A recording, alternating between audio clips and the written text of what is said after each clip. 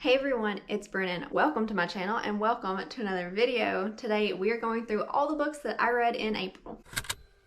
April was another excellent reading month for me. I read 11 books, which is almost embarrassing when I think back on all the schoolwork that I had to do in April, but you know, it's just the thing I do. It is the thing that I have put myself into. It's a hobby. It's not hurting anyone, so let me be. Not that I have to justify myself, but without further ado, let's get into all these books. And just to preface this a little bit, I gave almost all the books I read this month 5 stars. I'm not a very hard rater. Like, if I like a book, I like a book. And I have to have like an actual reason to not give a book 5 stars. But 10 of these were 5-star books. One was a 4-star book, so not even like it was bad. I just read a lot of good books this month. And if you're interested in some stats, I read 3 physical books, 6 audiobooks, and 2 Kindle books. So lots of audiobooks. I usually don't read that many audiobooks, but I guess it was just the month of audiobooks for me. And we will just go in chronological order since most of these are 5 stars anyway. But the first book I read in April was Act Your Age, Eve Brown by Talia Hibbert. This was a new release in March, and it was also the Sugar and Spice book club pick for March. I gave this 5 stars. No surprise. Also, before I get started on the synopsis for this, I did a whole video wrapping up Talia Hibbert's Brown Sisters trilogy. It is now completed with this final book. I'll link it below if you have any interest in hearing about all those books and maybe hearing who my favorite brown sister was. But this is a really cute adult romance. We follow Eve, who is the baby of the Brown sisters family, and she is 26 in this book. Eve kind of plays that role in her family of being the one who never can settle down to a job, never settles down to a group of friends, and is just kind of a little flighty. She's a little more whimsical than her older sisters are. Her parents have had enough. They want her to not really settle down. They just want her to find something that she wants to do, kind of for a career. So they cut her trust fund off. And when Eve is just kind of out driving, listening to music, which she does a lot in here, I don't know if you can see, but there are some nice music notes on here, she stumbles upon this super cute bed and breakfast.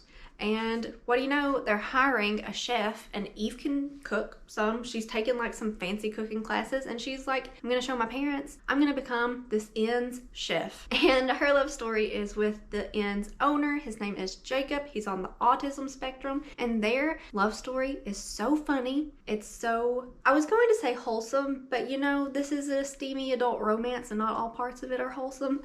But for the most part, as wholesome as it can be, it's wholesome.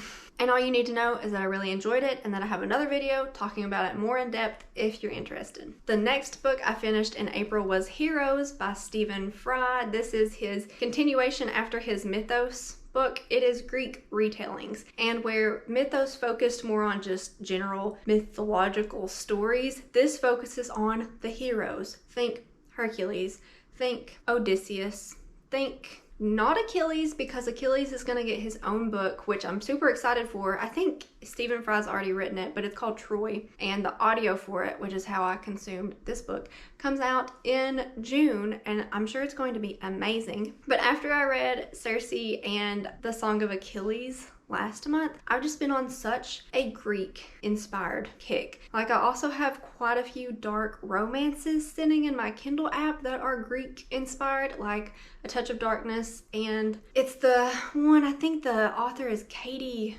Robert, but it's a Hades, Meg, and Hercules love triangle. I don't know, but it sounds really good.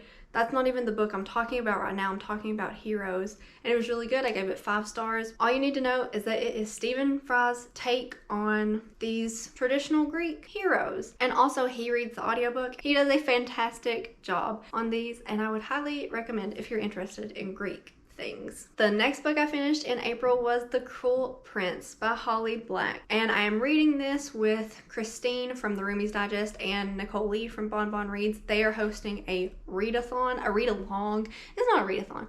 They are hosting a read-along for this series, and it's been sitting on my shelf for probably close to 2 years now. It's well loved for the most part in the book community, and I have read the first book now, and I gave it 5 stars. And what I have heard is that the second book only gets better, but this is a fairy, kind of dark. Okay, let's be real, fairy tales are dark, and this is just like the young adult dark take on fairy tales. And we follow our main character, Jude, who is a human girl who gets taken to the fairy world by her stepdad, basically. Not really her stepdad. They've got some family drama that goes on. I'll just tell you because it happens like on the first page. But the fae being who comes and takes her is her sister's dad, and he like slaughters her family and then whisks her away to fairyland, which is a very ruthless society. It's a ruthless world. There's really quite a lot of politics in here. What the booktube community loves about this is the hate to love bully romance of Prince Carden, who is the youngest prince in this society, and he's really mean to Jude, and his friends are really mean to Jude, and you see some drama and you see some magic and you're finding yourself in this world, and it's really good. I gave it 4.5 stars because I just know it's gonna get better. But I read this really fast. I mean, for like a fantasy book, this is super easy to read, super digestible. Does that word fit here? But yeah, would recommend if you're interested in like getting started into fantasy or even like getting started into bully romances. I don't know, this book was just for me. The next book I read was Becoming by Michelle Obama. This has been on my spring TBR for this season. I listened to this on audio, really. I'm not gonna say it's the only way to consume this, but she reads it. It's wonderful. This was 5 stars. I mean, it's a biography, it's an autobiography, and I'm just not going to give someone's autobiography anything less than 5 stars. Not that this deserved it. This was heartwarming and heartbreaking and just super relevant. It was just really awesome to hear about her life. I love learning about people's lives, but also what their life was like in the White House. It's just a lot to take in, and hearing it from someone who lived it, their perspective, it was just wonderful. It was fantastic. I don't have much to say other than if you have any interest at all, pick this book up. Even if you don't have interest at all, pick it up and you'll probably still enjoy it. Okay, now we're getting into some of the thrillers that I read for the Thrills and Chills readathon. Hopefully my vlog for that has gone up. I've extended my timeline for it a little bit just because I wanted to read all the books on my TBR. But the first book I read for that readathon was One by One by Ruth Ware. Also, my friend Kirsten from Kirsten's Corner loves this book and recommends it. I gave it 4 stars. It was my 4-star book. That doesn't mean that it was bad. I just read a lot of books and a lot of really good books this month or last month, and I gave this 4 stars. This is a thriller that follows a group from like a startup app company, and they go on this retreat to this ski resort, and they're like the only group there, and then there's an avalanche and the power goes out, and then they start dying one by one. It actually says that a lot in it. That might have been something that knocked my rating down a little bit. Like, you don't have to explicitly say, oh no, we're dying one by one. Like, I get it. I get why the book is called what it's called.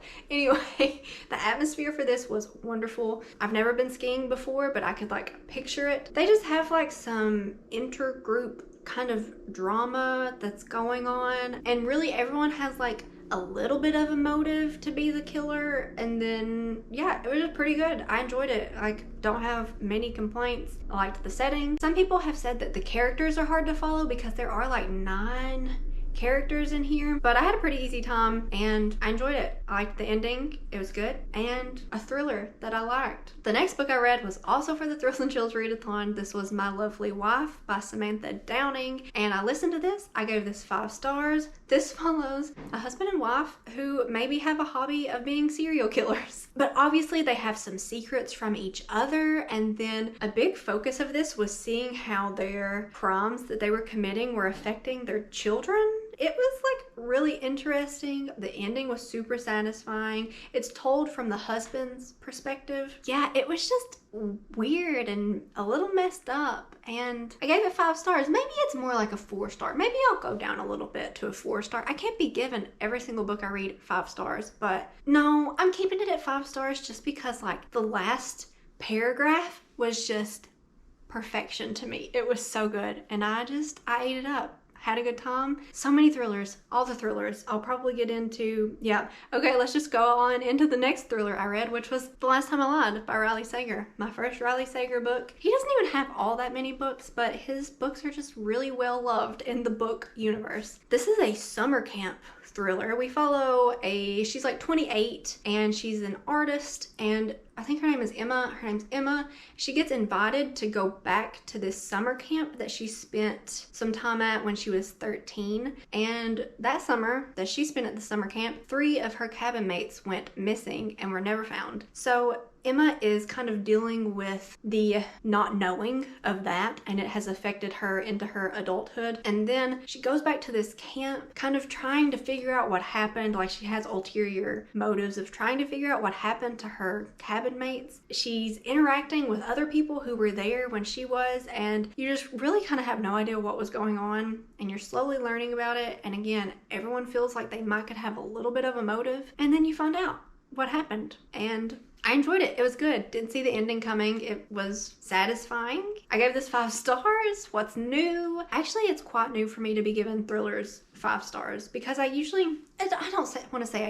don't read a lot of thrillers in general, and the last couple that I've read have just disappointed me. So thankfully for this readathon, I am kind of finding what I like in thrillers, but I'm having a good time, and like, that's what matters. The next book I read was another audiobook. I listened to Maybe You Should Talk to Someone by Lori Gottlieb. This is like, the subtitle of this is like a therapist and her therapist and something. You can see it on the screen.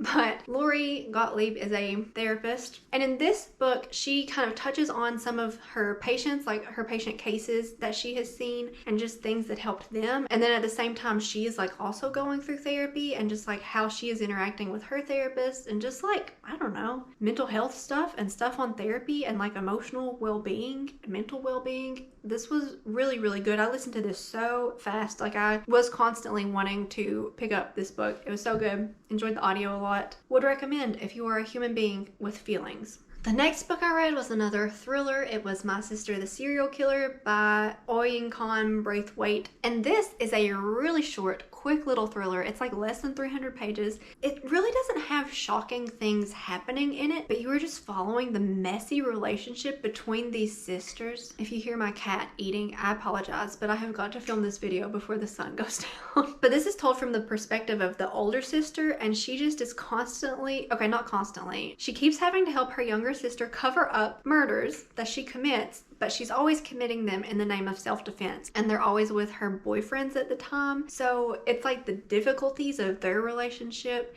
and like really both of these sisters just have personal problems that need to be addressed. They need to listen to Lori Gottlieb's book, but also the older sister is a nurse who works in a hospital, and I enjoyed that. This is set in Africa, so like kind of seeing a hospital in a different country. I work in a hospital here in the United States, and like seeing hospitals there, I don't even know that this is like super accurate, but I don't know, I just enjoyed it. And 5 stars. It was really good. It was so quick. I have been finding a new appreciation for short books. The last 2 books I have to talk about are related. I listened to both of these on audio. They're both by Joe DeSena, and I listened to Spartan Up, which is, I'm actually going to read the subtitle to you, A Take No Prisoner's Guide to Overcoming Obstacles and Achieving Performance. So I actually listened to this because Nick, my husband, read this for like a book club in pharmacy school. I tried to get him to come on here and talk about it, but he didn't want to.